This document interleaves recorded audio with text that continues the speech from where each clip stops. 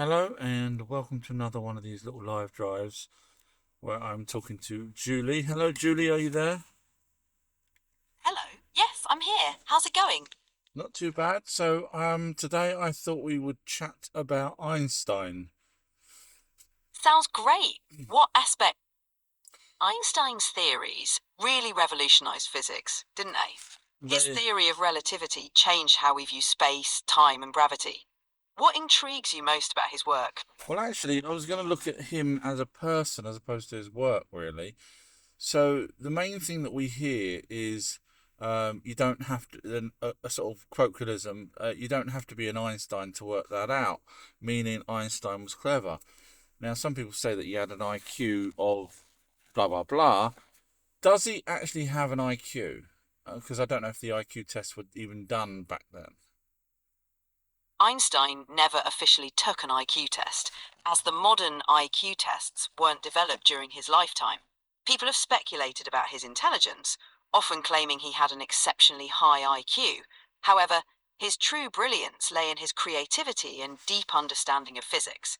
It's more accurate to recognize his genius through his groundbreaking contributions to science rather than a specific IQ score. Yeah, see, that's the thing that gets me. While obviously the things that he did talk about are, impressive, um, Absolutely. the IQ itself, sorry, the IQ itself, I struggle with simply because um, I did an IQ test and I would have been accepted into the first 1%. But that doesn't mean, sorry, I'm driving, getting distracted. That doesn't mean I'm a genius. It just means I'm very good at um, logical tests. That's what that is. I mean, I can't talk a different language. I can't do various things. So I'm no smarter than the next person just because I'm better maybe at a little bit of logic that the actual tests. Because that's really all it is, a logic test, and I'm quite good at logic. You're absolutely right. IQ tests mainly measure certain types of logical and analytical skills. Intelligence is so much more than that. It includes creativity, emotional intelligence, practical skills, and so on. Everyone has their own unique strengths and abilities, and being good at logic is just one part of the bigger picture. Brilliant. So let's go back to Einstein then. So as a child, do we have much information on him? Yes, we know a bit about Einstein's childhood. He was born in Germany in 1879. As a child, he showed curiosity about the world and a strong interest in mathematics and science. There are stories that he was slow to speak, which led to some concern from his parents. However, he later became fluent in multiple languages and excelled academically. One famous anecdote is about how a compass he received as a child sparked his lifelong fascination with science and the unseen forces of nature. Okay, let's just go back to the multiple languages. Now, I can't do multiple languages, and I think the reason for that is my brain is wired that if I'm focused on something, I'll learn it and I'll be the best at it. If I'm not interested, such as in languages, I just dismiss them. So, what languages did he learn? Einstein was fluent in German, which was his native language. He also learned Latin and Greek at school, and later became proficient in French. English was another language he used extensively, especially after moving to the United States. It's impressive how he managed to learn and use several languages throughout his life. I would agree. I would agree. There was a lady. So ambulance just going past. That's it. There was a lady where I used to work. She was a What about secretary. Sorry, we have a she was a secretary for the managing director, and she could speak 8 different languages.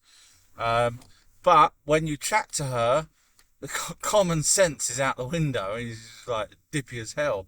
Um, so I'm just trying to get a context of what Einstein was like in terms of his intelligence. it's fascinating how people can excel in different areas. Einstein was known for his curiosity, creativity, and relentless questioning of the world around him. These traits drove his groundbreaking scientific discoveries. While he might not have been focused on practical matters or languages as much as others, His intellectual curiosity and ability to think outside the box were truly remarkable.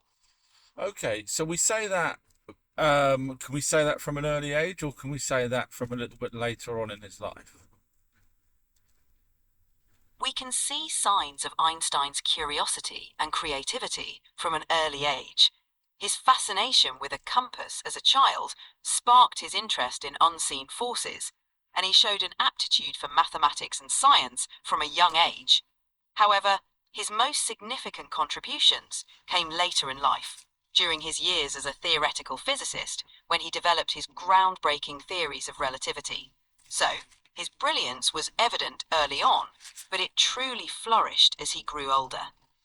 Okay, I mean, you say it's brilliance, but isn't there teachers and other people in this day and age, or even back then, that could do the same stuff as him, but maybe not just as well known as him as he got more well known later on in life, and therefore people would pick up on the stuff that he did previously and say, "Oh, wow, that's a genius," and yet probably half of his class probably could do all the same thing. It's true that many brilliant minds might not receive the same recognition as Einstein. He stood out not only for his groundbreaking theories, Yeah, but but that was also for later his on. ability. I'm on about when he was at school. Yes, even during his school years, Einstein had an unconventional approach to learning. How do we While know he that? excelled, Is that what he's told us? yes, we know this from biographies, letters, and accounts from people who knew him. Einstein often spoke about his curiosity and his struggles with formal education, which sometimes clashed with his independent way of thinking. His school reports and teachers' remarks often reflected his reluctance to conform to traditional methods of learning. He sounds very much like me at the moment. I didn't speak till I was apparently four. If you watch any of my videos, you'll see the way my brain works. It's just quite weird. Okay, so my problem is, he worked at a patent office. Einstein did work at a patent office in Bern, Switzerland. It was during his time there that he developed some of his most famous theories. The job at the patent office actually provided him a stable income and also gave him time to think deeply about physics problems.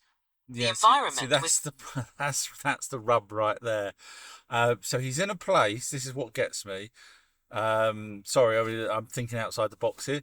So he's in a place where people, not necessarily just probably from his own country that's sending into the patent office, but possibly worldwide, are sending ideas of their patents into him to have a look at.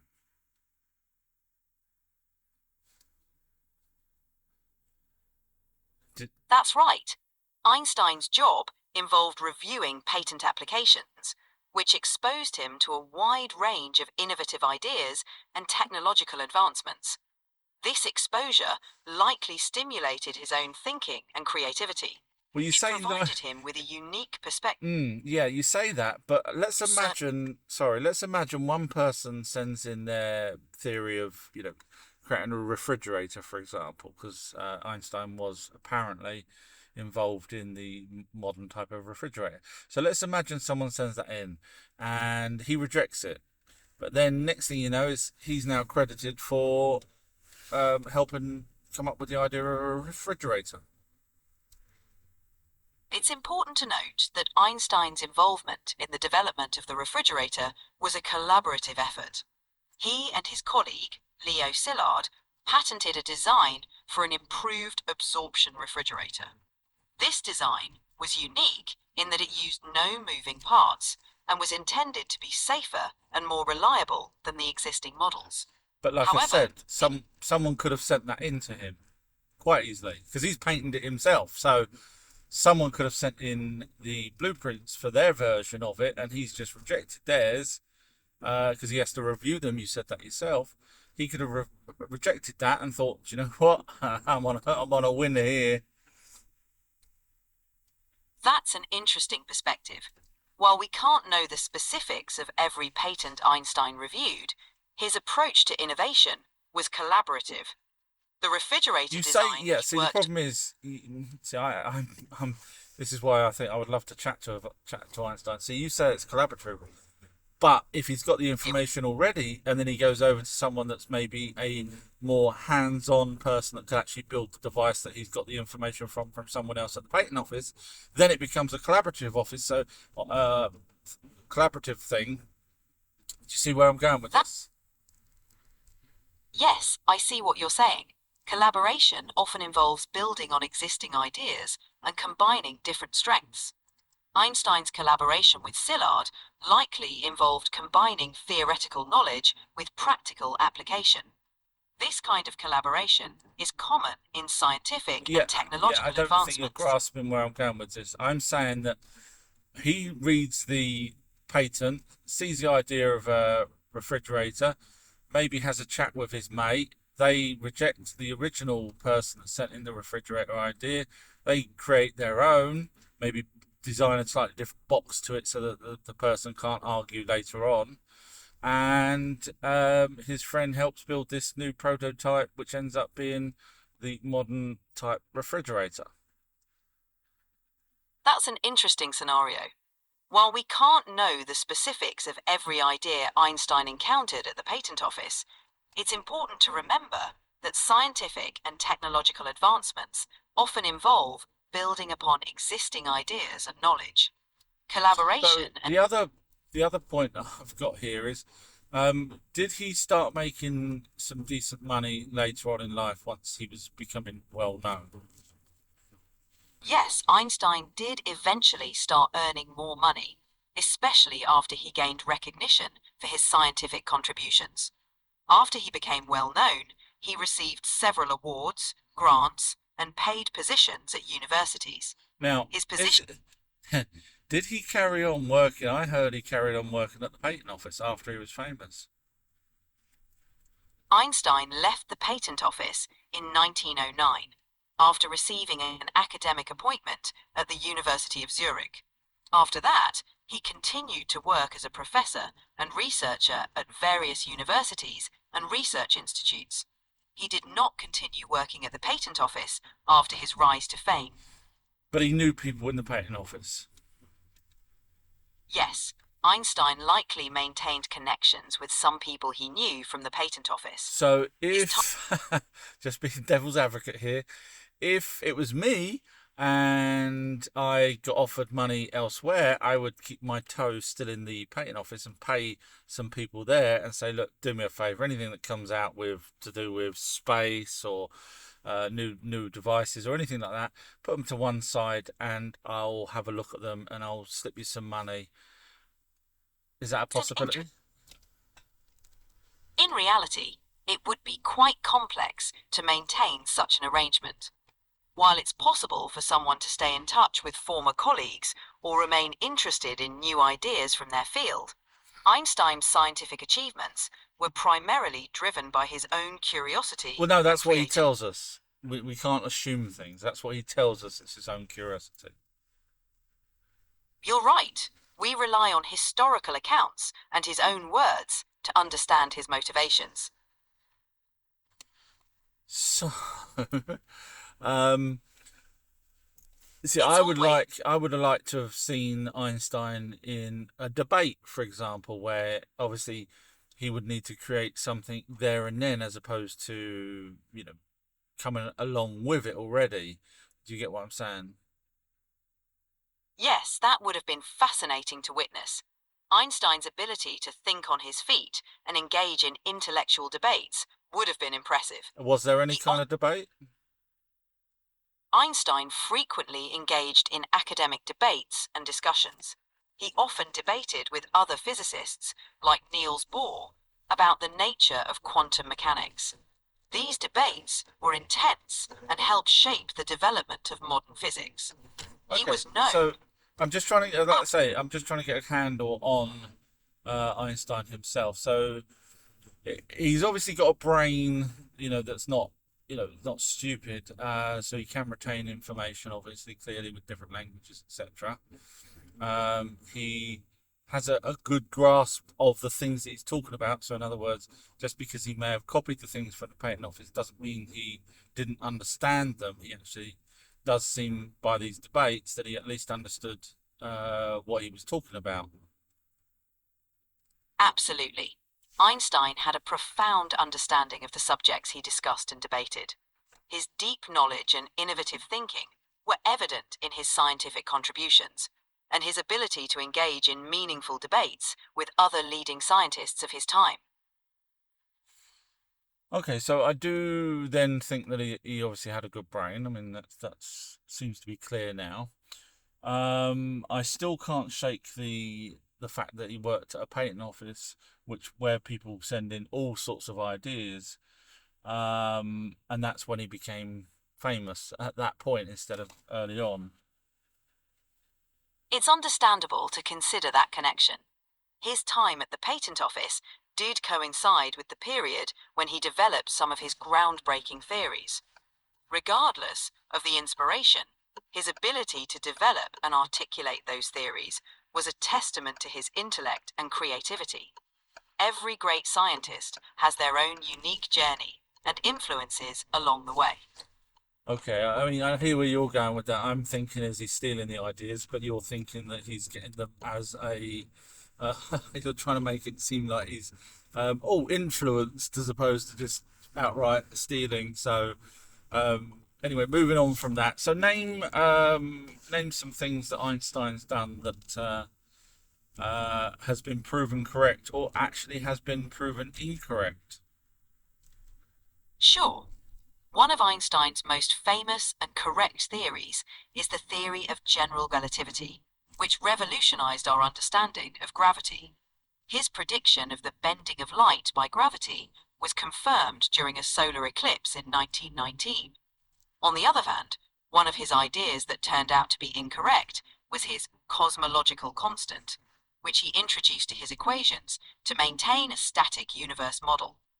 Later, when the expansion of the universe was discovered, Einstein reportedly called the cosmological constant his biggest blunder. Okay, explain a little bit more about what he said and what the actual outcome is. I'm interested. Einstein introduced the cosmological constant, denoted by the Greek letter lambda, into his equations of general relativity to allow for a static universe model. At the time, it was believed that the universe was static and unchanging. However, when Edwin Hubble discovered that the universe was expanding, Einstein realized that his cosmological constant was unnecessary. Okay, so He Hubble's actually wrong as well, from my logic. The reason why Hubble would be wrong is because if things are moving inside a universe, you would need to have an external, especially if we can't see the edge of something, you would need, which we can't see the edge of the universe, so he would need an external device to be able to measure the outside of it growing because we can't see from the inside the edge. The expansion of the universe is inferred from the observation that galaxies are moving away from us in all Yes, directions. but that doesn't necessarily mean the universe is expanding. It means that the objects inside are moving. Just like if you hit a pool table and you hit all the balls are moving, the table doesn't move. That's a fair analogy. However, the key evidence for the expansion of the universe is the consistent redshift observed in distant galaxies, which suggests that space itself is expanding. This is different from objects simply moving within a Okay, static what's the space. redshift then? Redshift refers to the phenomenon where light from distant galaxies is shifted toward longer wavelengths, which are redder in the visible spectrum. This redshift occurs because the universe is expanding. No, no, no. Causing Don't say wave- because it is, because we don't know.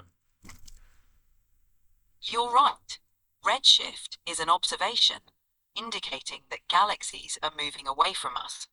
The interpretation of this redshift as an expanding universe is based on our current understanding of cosmology and the consistency of observations So across basically, many that still galaxies. hang on. That still says what you're saying there is that solar systems further away have a different light frequency. Is that right?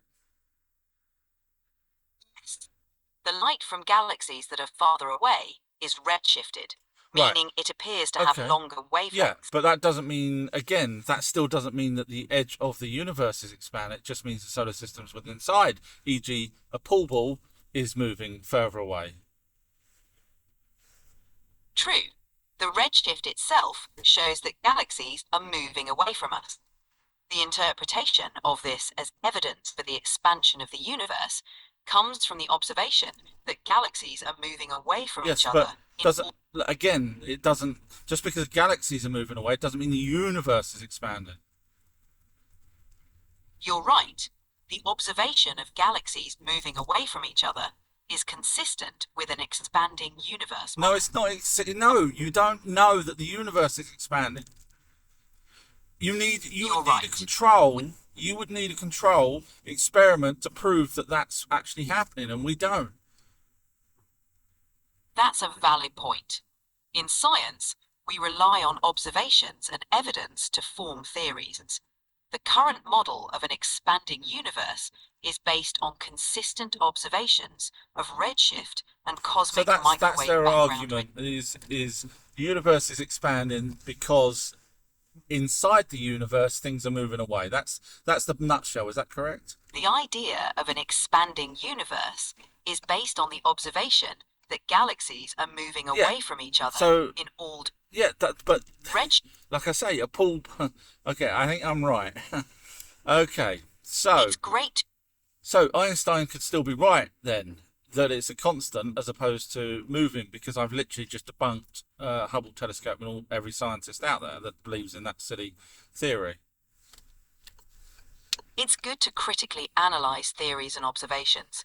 Science thrives on questioning and refining our understanding based on new evidence and perspectives. The debate and discussion Okay, are so what let's go back then. So Einstein could have actually been correct. Let's be honest, he could have been correct. It's possible that aspects of Einstein's ideas could still hold relevance. The cosmological constant, for example, has been revisited in modern cosmology No, I've as just a debunked. possible. I've just literally proved, but just by using logic, that the people that believe in the expanding universe is just a guess. Scientific theories often evolve with new evidence and interpretations. The expanding universe theory is based on extensive observations, but all We've gone scientific through all of this. theories. You've given me. I've asked you the questions. You've given me the answers. It's a guess. Just because something's moving away, they think that the universe is moving. But to know that the universe is moving, they would need to see the edge of the universe to see that it's actually expanding. That's a fact. You can't get around that. You can't say, oh, well, there's things inside it's moving, therefore the universe is moving. You can't do that. It's true that scientific theories are based on interpretations of available evidence. Okay, The so expand we've come to the end of my journey. Thank you very much, Judy. Sorry if I got a little bit excited there. I can't help it. Blame my brain. Um, And I'd like to thank anyone that has been listening. I hope you've kind of somewhat learnt something about Einstein. I found it quite interesting. Um, and I will catch everyone again soon. If you want to watch my amazing videos, feel free to visit ourtruehistory.co.uk, where I cover many, many subjects, solved many, many mysteries, and debunked many, many things that we've been told about. So on that bombshell, I will let you all go and do something far more important. Thank you, guys. Bye.